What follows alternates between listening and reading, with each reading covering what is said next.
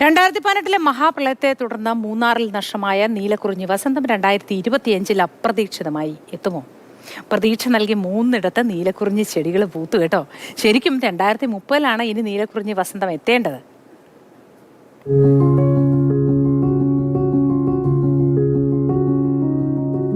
വർഷത്തിലൊരിക്കലാണ് നീലക്കുറിഞ്ഞികൾ പൂക്കുന്നത്. ഒടുവിൽ മൂന്നാറിൽ നീലക്കുറിഞ്ഞികൾ പൂക്കേണ്ടിയിരുന്നത് 2018 മഹാപ്രളയത്തെ തുടർന്ന് ആ പൂക്കാലം നഷ്ടമായി. ഇത്തവണ അപ്രതീക്ഷിതമായി നീലക്കുറിഞ്ഞി വസന്തം എത്തുമോ എന്ന ആകാംക്ഷയിലാണ് മൂന്നാർ നിവാസികൾ. കാരണം ചിലയിടങ്ങളിൽ നാമമാത്രമായിട്ടാണെങ്കിലും ചെടികൾ പൂവിട്ടു തുടങ്ങിയിട്ടുണ്ട്. ഇക്കാനഗർ, ഗ്രഹാംസ് ലാൻഡ്, മാട്ടുപ്പെട്ടി എന്നിവിടങ്ങളിലാണ് നീലക്കുറിഞ്ഞി പൂത്തത്. വരും ദിവസങ്ങളിൽ കൂടുതൽ ചെടികൾ പൂവിട്ടേക്കുമെന്നാണ് പ്രതീക്ഷിക്കുന്നത്.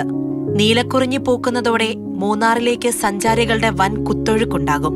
കഴിഞ്ഞ വർഷം ചതുരംഗപ്പാറയിൽ വ്യാപകമായി നീലക്കുറിഞ്ഞി പൂവിട്ടിരുന്നു. 12 വർഷത്തിലൊരിക്കൽ പൂക്കുന്ന സ്ട്രോബിലാന്തസ് കുന്തിയാന എന്ന ശാസ്ത്രീയ നാമത്തിൽ അറിയപ്പെടുന്ന സസ്യമാണ് നീലക്കുറിഞ്ഞി. ഇവ നശിപ്പിക്കുന്നതും കൈവശം വെക്കുന്നതും ശിക്ഷാർഹമാണ്. മാതൃഭൂമി ന്യൂസ്, ഇടുക്കി.